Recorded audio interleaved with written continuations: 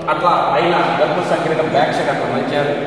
మలిచి ఇంత పెద్ద విగ్రహాన్ని మళ్ళీ మనకు పూయమన్నట్టు చేసిన మహానుభావుడు జగన్నాథ స్వామి వారు శిల్పి కొండమలైచార్య.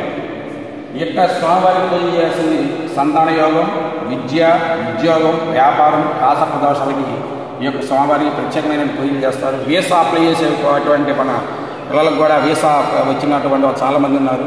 వీసా రిజెక్ట్ అయినా సరే వీసా అప్లై చేసే ముందు స్వామివారి యొక్క దర్శించుకుంటే ఖచ్చితంగా వీసా వస్తుంది. స్వామివారికి సంతాన యోగం, విద్య, ఉద్యోగం, వ్యాపారం ఏదైనా సరే ఈ స్వామివారికి అష్టోపజ్ఞానం, సహస్రజ్ఞానం ప్లస్ వారి తోచినటువంటి ఎత్తు 30 అడుగులు, 15 అడుగుల వెడల్పు, 4 అడుగుల మంది స్వామివారు స్వామివారిని ప్రతిష్ఠ చేసింది 26వ తారీఖు 2వ నెల 1969. 1969లో స్వామివారిని ప్రతిష్ఠ చేశారు. అట్లాగే ఆంజనేయ స్వామి కూడా 26వ తారీఖు 2వ నెల 1969లో ఆంజనేయ స్వామి ప్రతిష్ఠ చేశారు. కానీ ఆంజనేయ స్వామి తీసుకొచ్చింది బోయిపాలెం ఎడ్లపాడు కొండలో తీసుకొచ్చారు. ఆయన 56 సంవత్సరాలు ఆంజనేయ స్వామి ఇక్కడ మొదలుపెట్టారు. తర్వాత శివాలయంలో నందీశ్వరుడు, సింగిల్ స్టోన్ రాయ్, ఆ రెండు కూడా మనకి బోయిపాలెం ఎడ్లపాడు కొండలో తీసుకొచ్చి ఇక్కడ ప్రతిష్ఠ చేశారు. నెక్స్ట్ ఈ గరుత్మంతుల స్వామి కూడా మన మేడికొండూరు మండలం గొల్లపాలెం అనే ఊరిలో కొండ, ఆ కొండలో ఈ స్వామివారిని తీసుకొచ్చారు. 1958లో స్వామివారిని తీసుకొచ్చేసారు. ఇక్కడికి తీసుకొచ్చిన తర్వాత స్వామివారిని పడుకోబెట్టిన తర్వాత అమ్మవారి శరీరాన్ని నాశపల్లం చేసి తర్వాత థ్యాంక్ యూ స్వామి.